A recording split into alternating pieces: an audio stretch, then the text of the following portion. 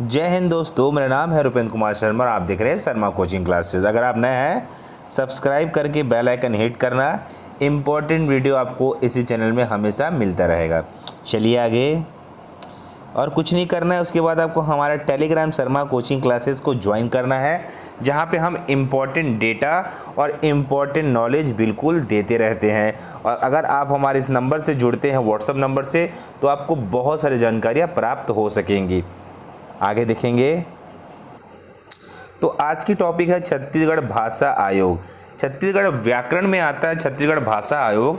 आज समझाऊंगा इससे बनने वाले क्वेश्चन क्या हो सकते हैं, कितना पढ़ना है, क्या पढ़ना है एग्ज़ाम के पॉइंट ऑफ व्यू से। चलिए आगे देखते हैं इसमें। ठीक है, जो आपकी स्क्रीन पे देख रहा होगा छत्तीसगढ़ भाषा आयोग के बारे में।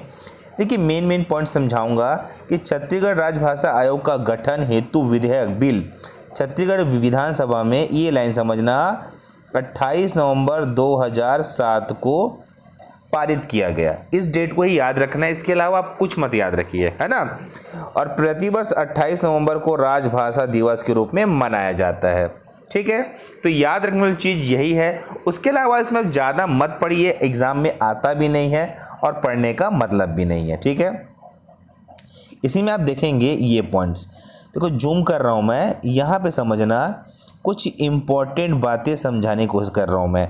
जैसे कि छत्तीसगढ़ भाषा को भारतीय संविधान की 8वीं अनुसूची में एक विशेष दर्जा दिलाने के लिए बहुत सारे कार्यक्रम, है ना, मतलब चलाए गए और गठित किए गए। उन्हीं कार्यक्रमों को हल्का सा मैं आपको डिटेल दे रहा हूँ, वो भी जूम करके, ताकि आपको चीज़ें और समझ आए। जैसे कि आप देखेंगे इसमें पॉइंट वाइज पॉइंट हम चलते हैं कि विधेयक का नाम छत्तीसगढ़ राजभाषा आयोग संशोधन विधेयक 2007। ठीक है, ये देखिए ये डेट बहुत इंपॉर्टेंट है। बिल कब पारित हुआ है? 28 नवंबर 2007 को। इस चीज़ को याद रखना है। इसी कारण हर 28 नवंबर को छत्तीसगढ़ी भाषा दिवस मनाया जाता है।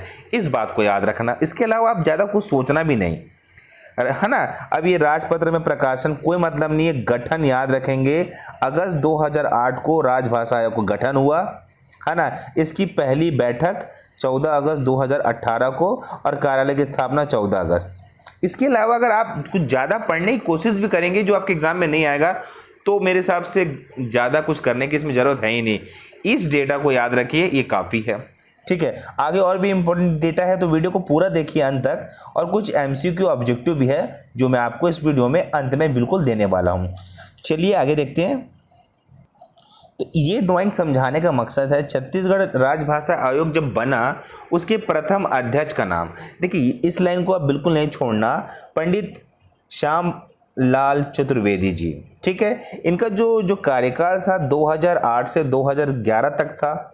बहुत अच्छे व्यक्ति थे, है ना। अगर आप दूसरा तीसरा नाम भी जानना चाहते हो तो दानेश्वर शर्मा जी और विनय कुमार पाठक जी, आप इसको बस जान सकते हो, कोई बड़ा चीज़ नहीं है।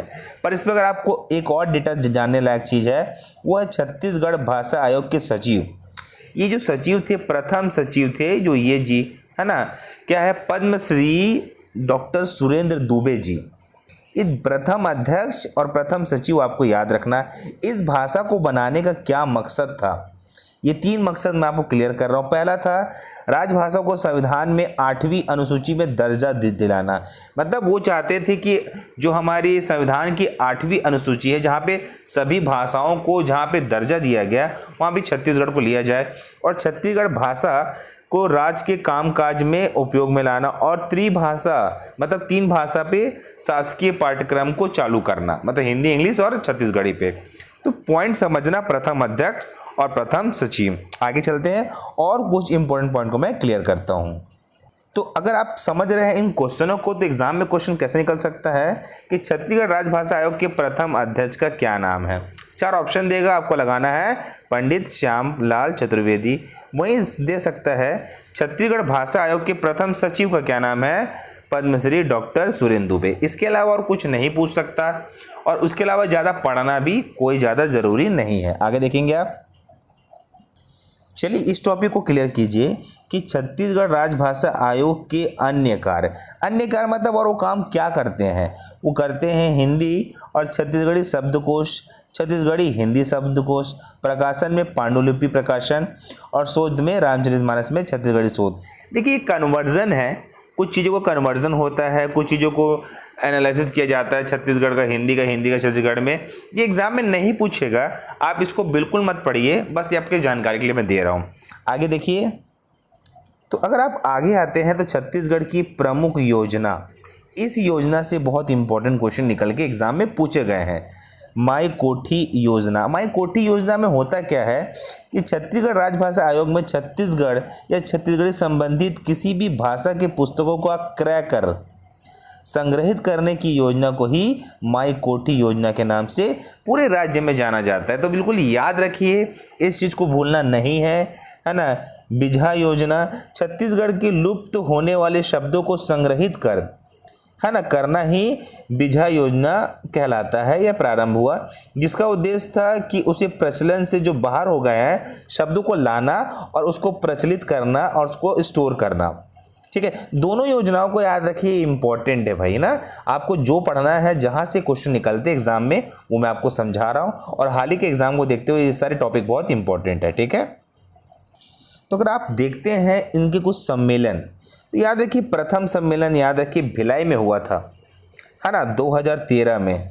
वैसे ही आप रखिए इसका 5वां 6वां सम्मेलन, 5 सम्मेलन कहाँ पे हुआ था, राजिम में हुआ था, और 6वां बेमेतरा में 2018 में। कहाँ पे, 17 में राजिम में और 18 में बेमेतरा में, है ना। कवि पवन दीवान के लिए था और डॉक्टर विमल कुमार पाठक के लिए था। देखिए सम्मेलन इंपॉर्टेंट है, एकदम पूरा नहीं पढ़ना, पहला और लास्ट के 2 ही याद रखना, उससे ज़्यादा मेरे हिसाब से एग्जाम में क्वेश्चन नहीं पूछता है। इतना जरूर ध्यान रखिए आपके एग्जाम के लिए। ठीक है, आगे देखते हैं। तो अगर आप वीडियो में आगे आते हैं तो राजभाषा आयोग के प्रमुख कार्य, देखिए कार्य इंपॉर्टेंट है पर जो आपके एग्जाम में आएगा वो बहुत इंपॉर्टेंट है। अगर मैं हल्का सा जूम करके आपको दिखाता हूँ कुछ चीज़ें, तो आप आराम से समझना ना क्या है कि देखेंगे, है ना।